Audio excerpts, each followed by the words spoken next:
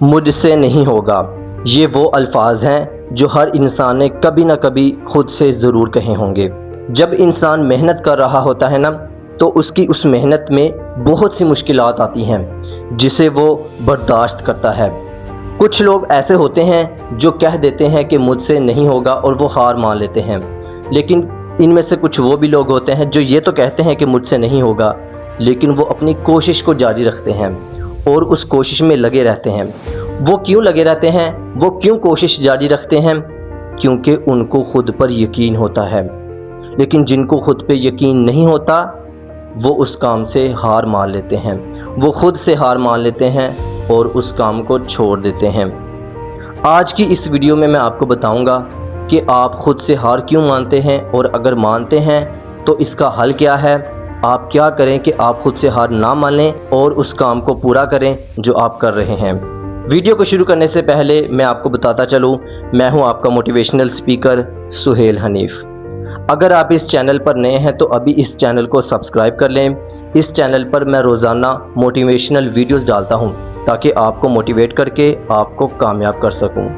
پیارے دوستو، یقین ایک ایسی طاقت ہے جو اگر کسی کے پاس ہونا تو وہ دنیا کو فتح کر سکتا ہے۔ اگر کوئی لیڈر بنتا ہے تو وہ اس لیے بنتا ہے کیونکہ اسے خود پہ یقین ہوتا ہے۔ اگر اسے خود پہ یقین ہوتا ہے تو ہی ان کے لوگوں کو اس پہ یقین ہوتا ہے کہ میرا لیڈر سب سے بہترین لیڈر ہے۔ سب سے پہلے یہ سمجھے کہ یقین کوئی ایسی چیز نہیں ہے جو پیدائشی طور پر سب کو مل جائے۔ یقین کبھی بھی ایسے سب کو نہیں ملتا، بلکہ یقین کو ہم خود پیدا کرتے ہیں، اس کو خود بناتے ہیں۔ یقین ایک عمارت کی طرح ہوتا ہے جسے ایک ایک اینٹ کر کے ہم خود تیار کرتے ہیں۔ یہ خود ایک دم سے نہیں بن جاتا، ہم اسے خود تیار کرتے ہیں۔ لیکن بہت دفعہ لوگ کہتے ہیں کہ آپ سے یہ نہیں ہوگا، آپ رہنے دیں، آپ اس قابل نہیں ہیں۔ اگر وہاں پہ ہم اپنا وہ کام چھوڑ دیں گے تو اس کا مطلب یہ ہے کہ ہم نے جو اینٹ کر کے وہ عمارت کھڑی کی ہے نا، ہم اس کو ایک لمحے میں توڑ دیتے ہیں۔ آپ میری بات سمجھیں، جو عمارت ہم نے اینٹ کر کے سالوں سے لگائی تھی نا، اگر کوئی ہمیں یہ آ کے کہہ دے کہ یہ تجھ سے نہیں ہوگا، تو اگر ہم نے ان کی بات مان لی ہے نا، تو وہ عمارت ہم کچھ لمحوں میں توڑ دیتے ہیں، اگر ہم نے مان لیا کہ ہاں ہم سے نہیں ہوگا۔ لیکن اگر آپ ان کی بات کو اگنور کرتے ہیں، آپ اس کان سے سنتے ہیں، اس کان سے نکال دیتے ہیں، اس کا مطلب آپ نے اپنی عمارت کو مضبوطی سے بنا کے رکھا ہے، کوئی بھی اسے توڑ نہیں سکتا۔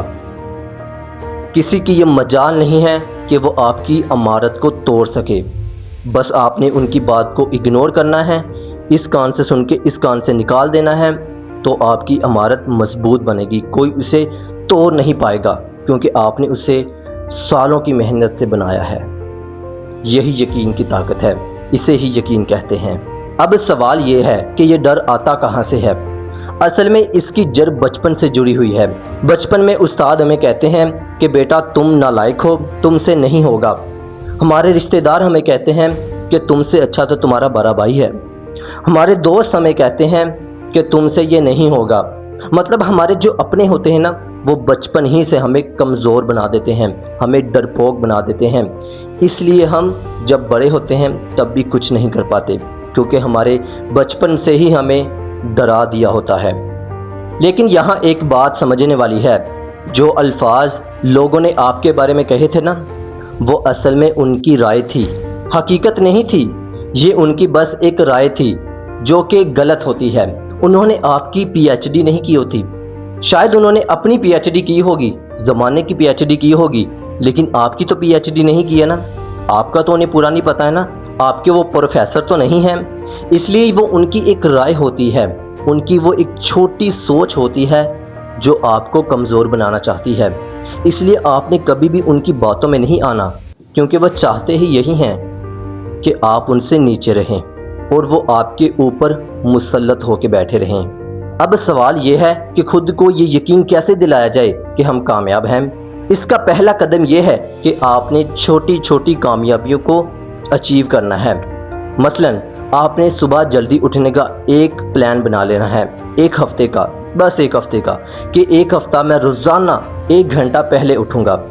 اور آپ نے ایسا کرنا ہے، اور آپ سے یہ آسانی سے ہو جائے گا، کیونکہ آپ نے یہ نہیں سوچنا کہ میں ہمیشہ اب 1 گھنٹہ پہلے اٹھوں گا۔